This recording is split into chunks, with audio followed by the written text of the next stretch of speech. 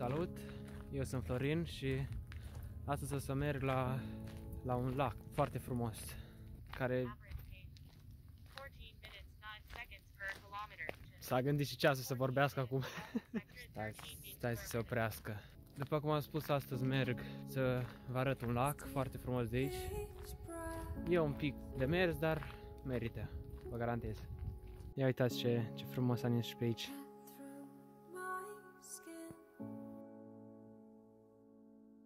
De aseară a început să ningă și până azi a nins cam cât se vede aici.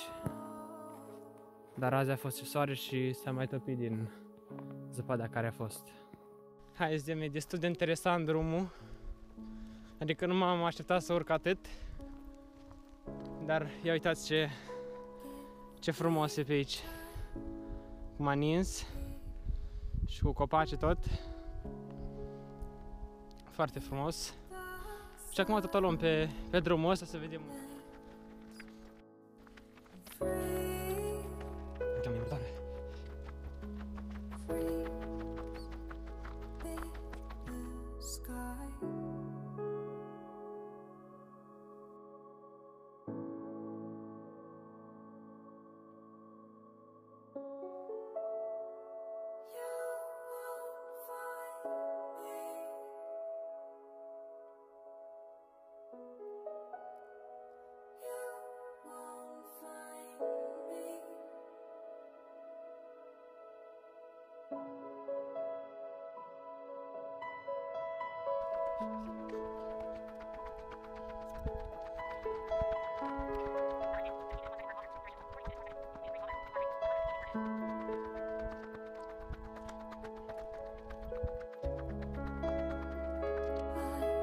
Cred că suntem pe la jumătatea drumului și ia uitați ce frumos, ce priveliște e aici.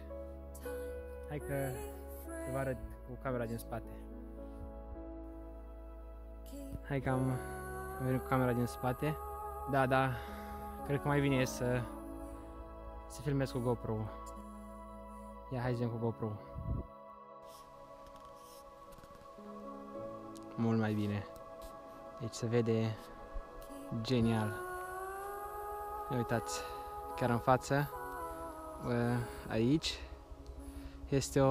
este cabana aia care v-am spus că poți să mergi să bei, să mănânci. Da, este extraordinar de frumos.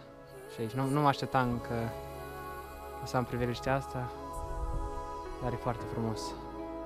Uitați, acolo este lacul, nu știu dacă se vede. Și noi încă mergem la vale. Da, ne auzim mai la vale.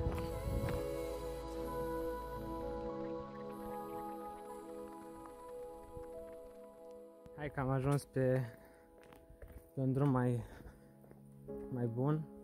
Ia uitați cum se vede aici munții. Nu știu dacă se văd tare bine, dar oricum sunt foarte aproape. Uitați, se vede cred că lacul.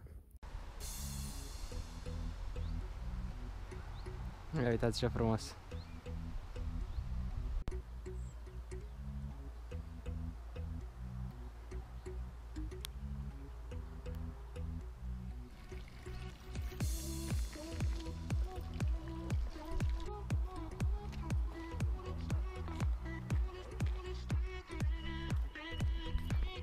Da, și mergem mai aproape.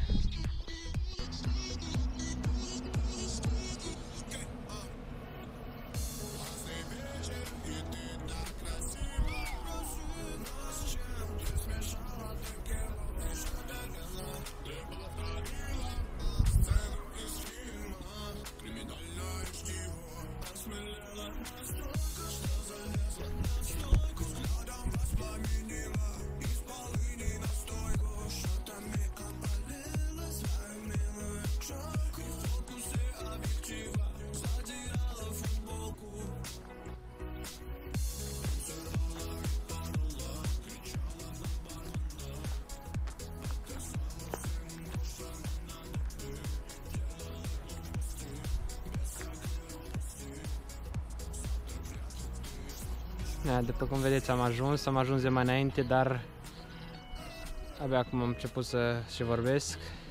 Aici sunt niște gâște. și foarte frumos aici. Nu uitați. Hai să facem și un pic de sport.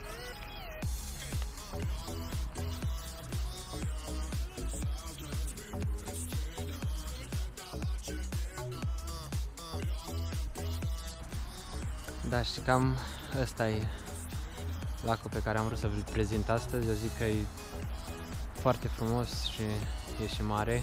Până în partea aia până acolo, să fie 1 kilometru, cam așa. Oricum e foarte mare. Și aici vara se strâng foarte mulți oameni și vin cu bărcile, în noapte așa normal. Acolo unde am filmat mai înainte este un loc frumos amenajat, anumit pentru oamenii care vor să stea. Chiar acum am alergat din partea aia de acolo și sunt exact 1,1 km aproximativ. Și lacul ăsta se numește Tumze.